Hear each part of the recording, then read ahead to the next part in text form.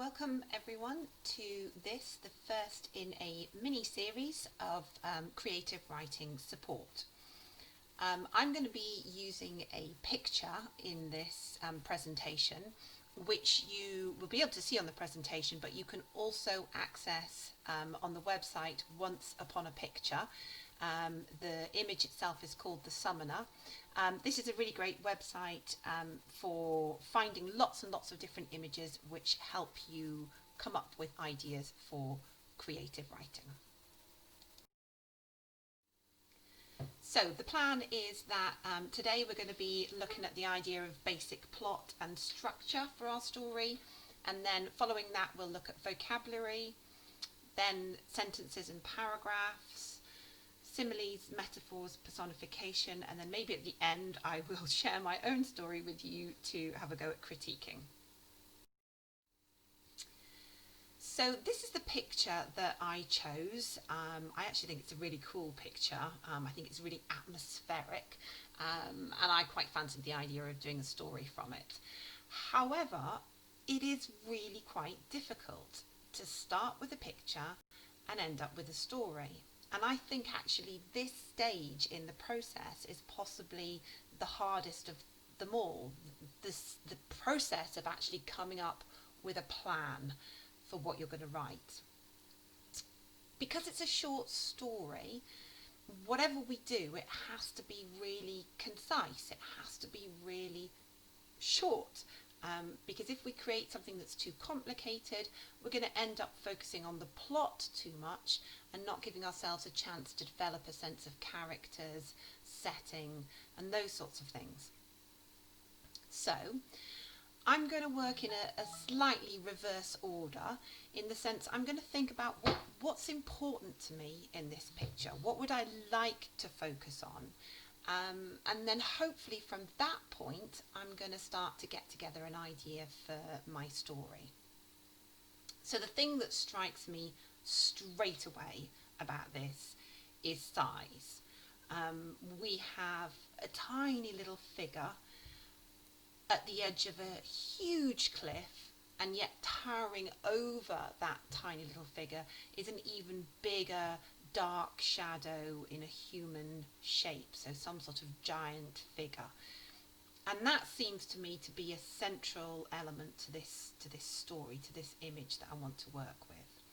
But beyond that, I'm interested in the senses, because I think the sounds are going to be really quite good. I particularly like the idea of focusing on the birds wheeling around, the sense of a silence that you get which is actually connected with the mist, that silence which is quite heavy. The mist in itself I think is really important. I think it's going to create that sense of foreboding possibly. It's a detail that you can focus in on very precisely, beads of mist on the figure, or the looming uncertainty that is created by mist. I think the colours are also really crucial, and they're something that I would like to focus on. They're quite dreary, they're quite intimidating, and actually everything that I've been talking about all links in to emotions, and I think that the emotions are going to be something that I really want to explore in this. So to me, this image is the pivotal moment in what could be a really kind of epic challenge. It could be an enormous story, but we've got to keep it simple. So I'm just going to be going with that idea of some crucial decision which is shown through this picture.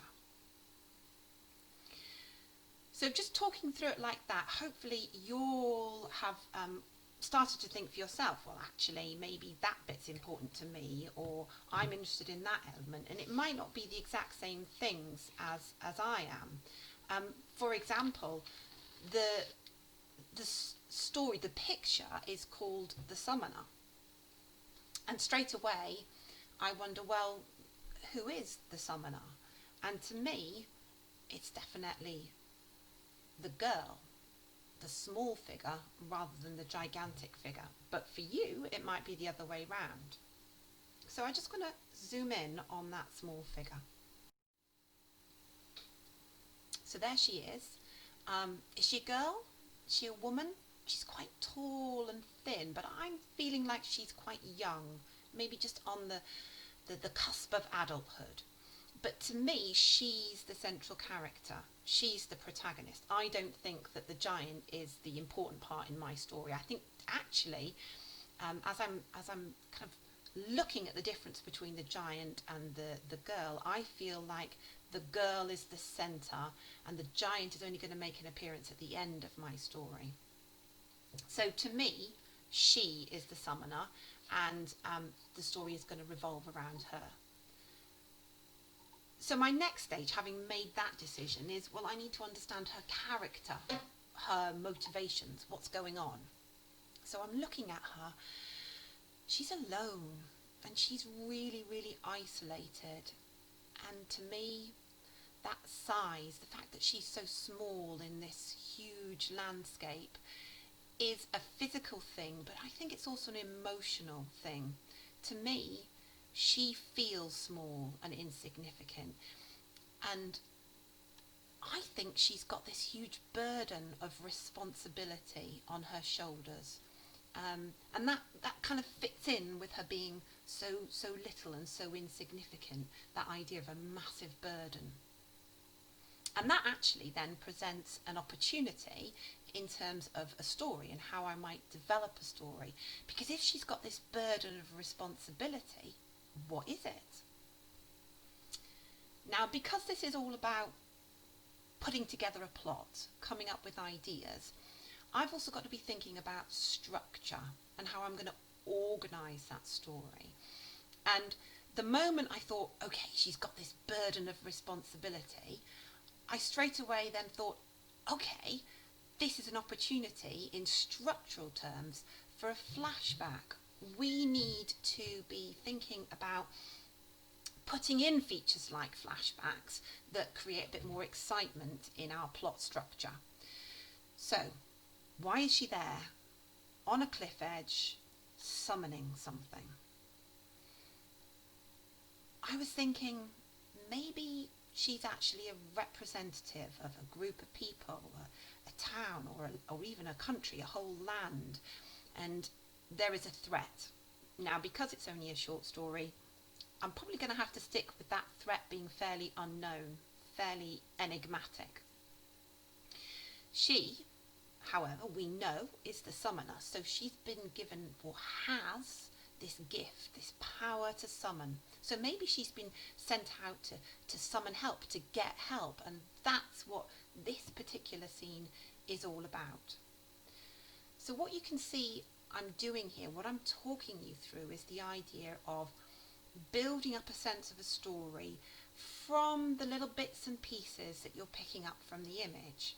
So I've very much zoomed in on the things in that image that have created an atmosphere and an emotion for me, and then built up my story around that. Now, we've seen this before, so what I really want to do is I want to pin bits of my story onto this pyramid.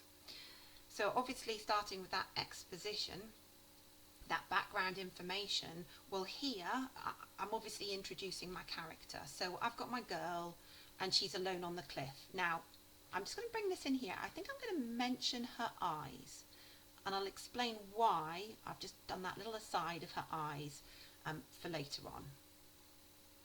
So my initial instant actually is going to be my flashback, because the conflict has in many ways been set up before my story starts. It's what led her to this point on the cliff. So that's going to be my opportunity to go into my flashback and just shift around my narrative a little bit more. Rising action is going to be really simple, really straightforward. All I'm going to want to do is create a sense of her character on that cliff, building up her strength to summon for help. So I think this is going to be my opportunity to add in a few more details about her as a character, but also maybe build on the setting. I will have introduced the setting at the beginning because, as I said, I'm mentioning the girl alone on the cliff, so the setting has been put in, but I'm probably going to develop that quite a bit more. Climax. To me, the obvious point of climax is that vast shape appearing in the darkness after she has performed her summoning. So you can see here I've built up to that climactic moment where the shape appears in the mist.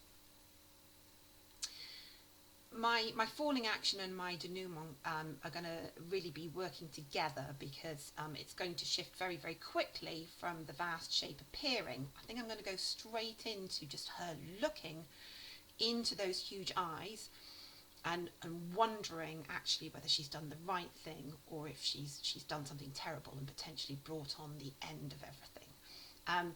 So you can see there, I've mentioned eyes again.